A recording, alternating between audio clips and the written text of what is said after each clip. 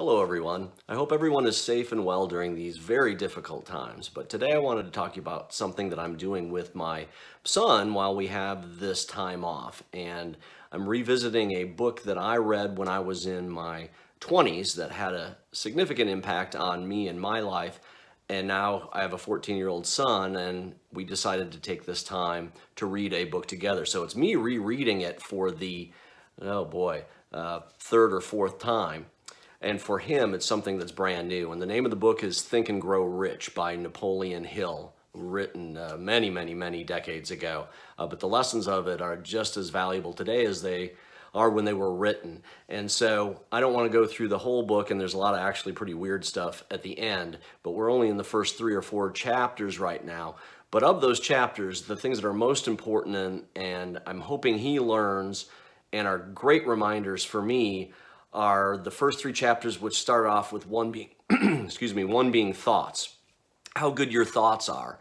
Are you thinking positive thoughts? Are you thinking negative thoughts? Are you picturing in your thoughts the things that you want, the dreams that you have, and are you packaging those in a very positive, upbeat way? Because if you think negative thoughts, most probably negative things are going to happen. So thinking positive thoughts and having those thoughts be things that you dream about that you want to become reality is absolutely critical. The second part of that, and I think this is the most important part of the whole book, is having a burning desire for something. And it could be for money, it could be for that's like running a marathon or being a starter on the varsity basketball team, whatever it might be. What's your burning desire to achieve something? The book talks more about it being money, but you can really apply it to anything. So my son and I are sitting here talking about having positive thoughts, and then what is your burning desire? What is that vision you have for yourself of something that you want or something that you want to achieve in the long term? And it has to be something that gives you a great feeling and great motion, because if you don't have that burning desire for something, something that you've got to have, something that you want that badly, then you won't have what the third part is, which is persistence and discipline and the no quit and never give up attitude. You have to have your burning desire be so strong that you won't quit when things get bad or when there's roadblocks or when there are barriers. So those are the 3 big things that we've talked about so far in our journey through this book. So positive thoughts, thoughts that lead to action, a burning desire for something that you want so badly that you'll do anything to get it, never quit, and persist through that. So the third is persistence. So the persistence, the discipline, the fight, the grit, the ability to work through it and say, I'm never going to give up until I achieve or get what I want, whatever that might be. And so those are the 3 things. And then he talks about the 6 ways to turn that burning desire into gold. And number 1 is to fix your mind exactly on what it is you want. And it has to be something visible, and it has to spur emotion, positive emotions for you.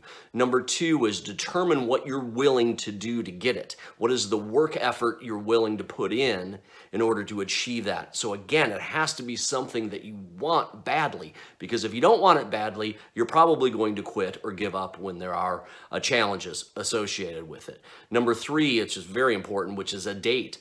At what point, at what time will you achieve whatever it is you're looking to accomplish? And so having that date creates a sense of urgency of when it has to be done, and that is critical to any goal setting, is having a timeline associated with that. Number 4 then is to create a definite plan. And the plan is, here I am now, this is where I want to be, here's the date. What am I going to do today, tomorrow, the next day, the next week, the next month, in order to move myself in that direction? And is it a clear plan that I can hold myself accountable for? Number 5 is actually just then writing steps 1 through 4 on a piece of paper. And basically, this is my clear statement that says what I want, what I'm willing to do to get it, what date am I going to achieve it, and here's my plan of getting there. And then the final thing is step number 6, which is to take that statement and read it out loud before you go to bed every night and when you wake up in the morning, to get that thought process in your mind and reminding yourself over and over, this is what I want and this is what I'm willing to do about it, and here's the sense of urgency. If you don't repeat that, human nature tends to forget it, and then we stray from the things that are important to us.